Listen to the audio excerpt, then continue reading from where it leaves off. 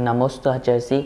मोतीलाल जैन आपसे शंका कर रहे हैं, गुरुदेव मैंने कहीं तीनों संध्याओं में पूजन का वर्णन पढ़ा है, तो कृपया वह किस प्रकार से तीनों संध्याओं में पूजन हो सकती है बताएं, और कैसी पूजन करना चाहिए यही भी बताएं। नमोस्तु आचार्य।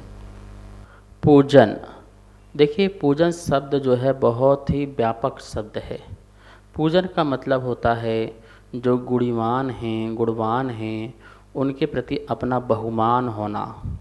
बहुमान अपने हृदय में, अपने चित्त में और अपने शरीर आदि के माध्यम से उनके लिए नमस्कार या किसी प्रकार का द्रव्य अर्पण करके अपना जो है अपनी श्रद्धा, अपनी भक्ति को अभिव्यक्त करना, इस प्रकार से पूजन होता है। पूज्य मतलब पूज्य पुरुषों के गुणों पर अनुराग होना।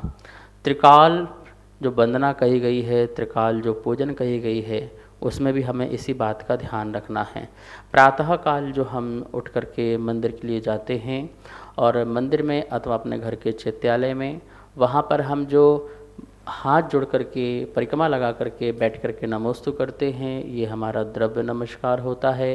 अंतरंग में उनके प्रति जो हमारे भाव होते हैं वो हमारा भाव नमस्कार होता है।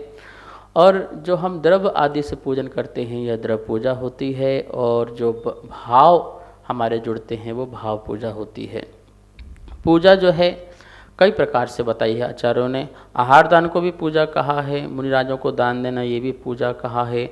यदि हम मंदिर के लिए ज़मीन दान दे रहे हैं तो ये भी पूजा में लिया है। ऐसा आप पुराण ग्रंथों में पढ़ेंगे तो वो भी प्रकार से पूजा मानी गई है। पर अपन अभी प्रातःकाल उठ के जो भगवान की वंदना करते हैं और दर्शन करते हैं, भक्ति से अर्घ आदि समर्पित करते हैं, वो पूजा कहलाती है। मध्याह्न आदि काल में हम भगवान का ध्यान करते हैं, भगवान की चैत्य भक्ति आदि पढ़ करके वंदना करते हैं, समाधि भक्ति पढ़ते हैं, शांति भक्ति पढ़ते हैं, पंच महागुरु भक्ति पढ़ते हैं। उसमें भी हमारी भगवान के द्रव्य और भाव दोनों हो जाते हैं। जब हम आवर्त पूर्वक, श्रोणति पूर्वक, नमस्कार पूर्वक उठ के बैठ करके नमोस्तु करते हैं, इन सब में भी हमारी भगवान के लिए वंदना होती है और पूजन होती है। संध्या काल में जो हम गुणगान गाते हैं, आरती आदि करते हैं, मंदिर में जा कर के आरती करके आरती में भी गुणगान करते हैं, ठीक है ना, उनके प्रति प्रेम रखते हैं, तो वो भी हमारी जो है पूजन हो जाती है। संध्या काल में भी जो हम सामायिक आदि करते हैं, स्वाध्याय आदि करते हैं, किन्हीं भी प्रकार से भगवान को अवलंबन रूप लेकर के जो हम उनसे प्रेम रखते हैं, अनुराग रखते हैं, गुणानुवाद करते हैं अपने भावों से और अपने शरीर मन वचन काय से, ये सब हमारी त्रिकाल वंदना हो जाया करती है। और हमें श्रावकों को प्रतिदिन इस प्रकार से त्रिकाल वंदना करना चाहिए। मुनिराज अपनी भूमिका के अनुसार त्रिकाल वंदना करते हैं और श्रावक को अपनी भूमिका के अनुसार त्रिकाल वंदना अवश्य करना चाहिए। नमोस्तु आचार्य।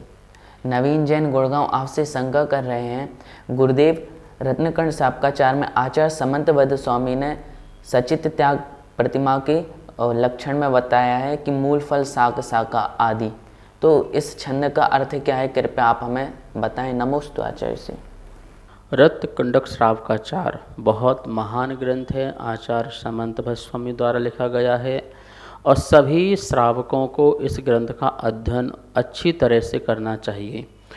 पंचम प्रतिमा मतलब पांचवी प्रतिमा, सचित त्याग प्रतिमा जो है, उसका जो स्वरूप आचार्य भगवान ने कहा है, उसमें उन्होंने स्पष्ट लिखा है कि दयालु चित्त, जो दयावान हैं, ऐसा श्रावक जो है वह मूल, शाक, शाका, प्रसून, बीज, कंद आदि इस प्रकार से बात शब्द लिखे हुए हैं।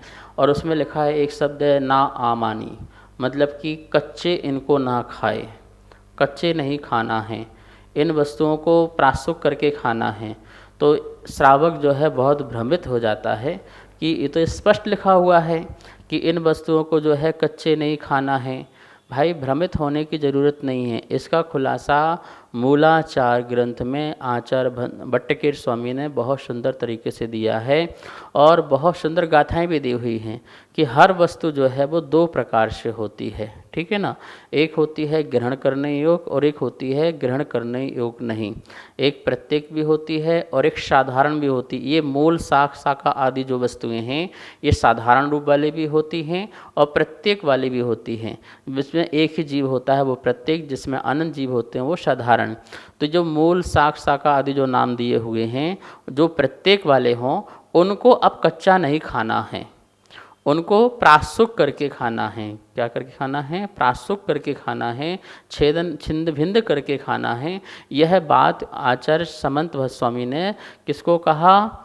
जो सचित त्याग प्रतिमाधारी वाला हो गया है। क्यों? उसको चित्त रहित कर दो, जिससे उसमें किसी प्रकार से जब तक वो पाचन पेट में ना हो तब तक उसमें किसी प्रकार के जीव ना पड़े हमारे निमित्त से।